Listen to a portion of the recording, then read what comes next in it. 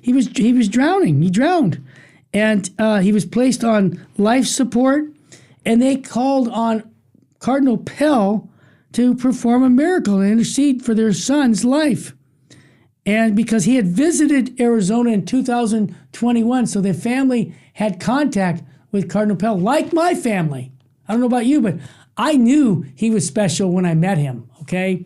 And there was no question that he was special. Yeah, and you think about, just before I finish the story, this man suffered greatly at the end of his life because he was a man who was exposing financial mismanagement in the Vatican. Okay, I'm just going to say it. That's what he was doing. And when you do that, there's powers above. And you know what?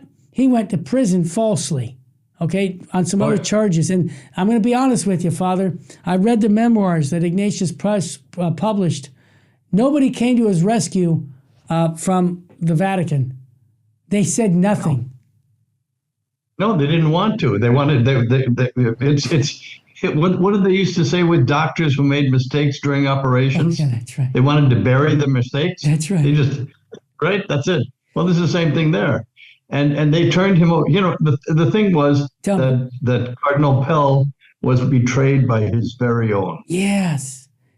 That must hurt. Just like Christ. That must hurt. Just like Christ. Yeah. And you know, you've experienced that. Terribly. Father, you in your own life, you've had experience with that, your own people turning on you. We all have. But I just want to articulate that Cardinal Pell's life, he suffered, what was it, a little over a year in prison, and he was in solitary confinement. Terry, I don't know if you've ever been alone, completely alone for a couple of days. No, I have not.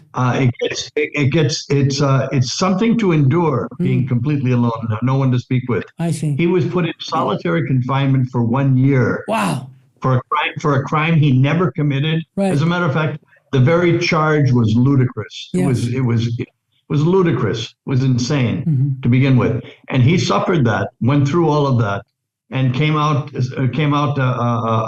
Well, he went in a saint. He came out a greater saint. Yes, and I say this because his family, the little boy, was resuscitated, and normally, when you've had 52 minutes of not breathing, forget it. And also, even if you do come back, your brain, because of starvation of oxygen, it's not going to work as well as it used to. But here's the miracle. The kid, just like the Fulton Sheen miracle years ago in Peoria, Illinois, it was one of the miracles that was for the cause of Fulton Sheen's beatification, approved. This will be investigated, but I'm convinced that, from what I can tell, someone who was drowning for 52 minutes and not breathing and then comes back to life with no brain issues, the doctor said, this is not normal. There's something supernatural about this. It's far beyond normal. It's what we call a miracle. Yeah, that's it. It really is miraculous. Yeah. Now here's the thing. Cardinal Pell served as the prefect of the newly formed Secretariat for the Economy from 2014 to 2019 and was a member of the Council of Cardinals Advisors from 2013 to 2018. And then in 2018, he was convicted of abuse of two boys in 1996 at St. Patrick's Cathedral.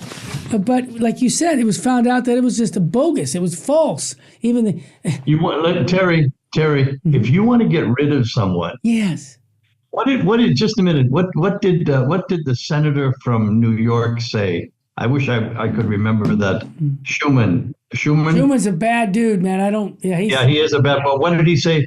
He said, when the IRS gets a hold of you to do an investigation, I should remember the quote. He said something like, there are 101 ways to get to you and finish you off. Wow. You're not getting out of their grip. Well, this is the same thing. Yeah. They set him up. And if you this is exactly it. To accuse him of having fondled two altar boys or something, it's outrageous. It was outrageous. But the climate was right for that accusation. Yep. And now defend yourself. Now go to court, spend millions of dollars on lawyers and everything. He was taken care of. They got him out of the Vatican. They got him out of the Vatican Yes. and out of the financial investigation that he was doing because he was on to too much. Yes, He knew too that's much. it. They got rid of him. They got rid of him, and that was it. Yeah, that's the bottom line. And careless where he ended up. This is what's so disgusting when we see this happening in our own church. Yes, it is. Because he was betrayed by his own. And I would say this is God's sign of his love for all of us. When we hear of a miracle taking place with Cardinal Pell's intercession, I hope and pray people will go back to Ignatius and pick up the book on his memoirs of being in prison and see that, there's no justice. I'll just be honest. This is my line my parents used to always say to me, Terry, there's no justice in this world. No, there isn't.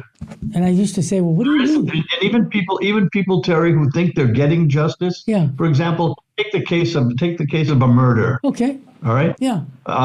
Someone murdered my brother. Yeah. Whatever. Right. Yeah. Now I want justice, and I found out who did it. Yeah. True justice is bringing back to life my brother. Yeah. Right? And that's never going to happen. No. Right. So that it can only happen with God involved in a place called heaven. Amen. That's the point. It's not going to happen here.